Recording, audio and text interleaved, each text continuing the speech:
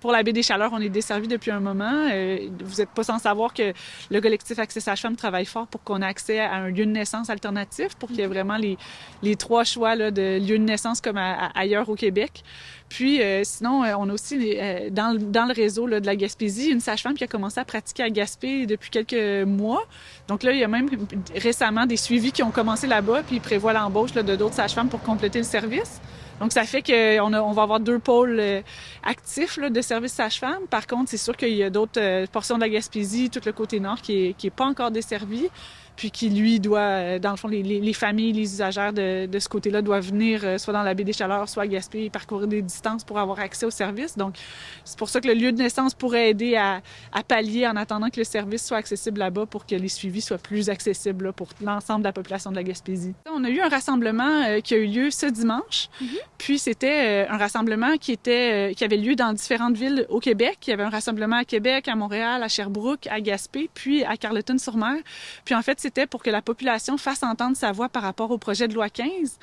Le projet de loi 15, c'est un projet mammouth que le gouvernement Legault veut faire adopter. Puis ça prévoit une réforme des services de santé puis des services sociaux. Puis la façon dont il prévoit réorganiser les services de sage-femme va vraiment avoir un impact sur l'autonomie des sages-femmes, puis sur la reconnaissance de leurs spécificités, qui étaient des acquis depuis le début de la pratique sage-femme il y a 25 ans de ça. Donc, c'est vraiment un recul là, qui est proposé, puis ça semble, ça témoigne en fait d'une mauvaise connaissance de la lutte pour l'accès aux services de sage-femme, puis justement de la spécificité de cette pratique-là. Puis ça pourrait avoir vraiment des impacts concrets sur l'accès puis le type de service qu'on aurait dans la région.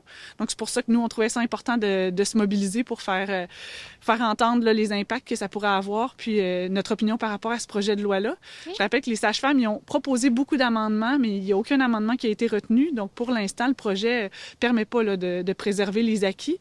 Puis au rassemblement, on était là, 80 personnes, on s'est fait entendre. C'était assez magique là, d'avoir toute la communauté qui se mobilise encore une fois pour cette cause-là, pour préserver aussi un service ici qu'on a mis du temps là, à obtenir. Là. Donc, ça démontre encore une fois qu'on y tient, puis qu'on veut absolument que le service soit maintenu puis développé là, de la même façon que c'était prévu là, depuis un moment. Dans le projet de loi 15, ça serait prévu que cette responsable-là soit maintenant sous l'autorité d'un directeur médical.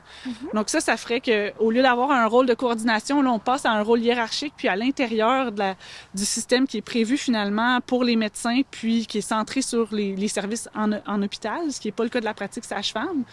Puis c'est prévu aussi que le conseil des sages-femmes soit aboli, en fait. Chaque service de sage-femme a un conseil des sages-femmes qui prend les décisions pour la pratique sage-femme, sur la façon que les soins sont donnés, pour les évaluer. Puis là, c'est prévu qu'on rapatrie, qu'on abolisse ce conseil-là, puis qu'une sage-femme siège plutôt sur le conseil des médecins, où les médecins sont majoritaires, puis ce serait eux qui évalueraient les pratiques. Puis à ce moment-là, ils pourraient prendre des décisions qui sont contraires à ce que la responsable sage-femme souhaite, puis son service. Puis concrètement, pour les usagères, là, les décisions qui pourraient avoir des impacts, ça pourrait être par exemple de limiter le territoire d'accouchement à domicile. Donc ça, c'est défini par les sages-femmes en ce moment. Jusqu'à quelle distance est-ce qu'on peut avoir accès à l'accouchement à domicile? On pourrait ne plus avoir accès à cet accouchement, cette option-là finalement. Puis on pourrait aussi avoir des changements dans la façon que les services sont donnés, par exemple la durée des rencontres. On sait que les rencontres avec les sages-femmes sont souvent plus longues.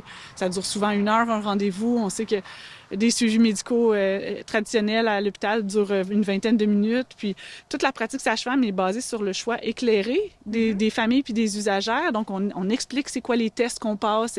On regarde c'est quoi les facteurs de risque. Est-ce que pour toi, ça vaut la peine de passer ce test-là? Puis la décision revient aux familles. Alors que là, on pourrait décider qu'il y a des tests de routine qui sont obligés pour tout le monde, obligatoires pour tout le monde. On pourrait décider que pour être suivi par une sage-femme, il faut vraiment faire tel test pour s'assurer que tu n'as pas tel facteur de risque, ce qui n'est pas le cas en ce moment. Donc, l'accès aux services de sage-femme pourrait être limité. Okay. La façon dont on reçoit les services aussi, puis la décision éclairée pourrait ne plus être aussi centrale là, dans la pratique sage-femme comme on la reçoit là, actuellement. On invite la population à suivre notre page Facebook, suivre celle de la Coalition pour la pratique sage-femme, pour le mouvement pour l'autonomie dans l'enfantement, où là, il y a vraiment l'information sur les prochaines mobilisations, puis qu'est-ce qui se passe concrètement dans le dossier. Donc, suivre l'actualité, puis de pouvoir voir les prochaines actions qui vont être mises en place.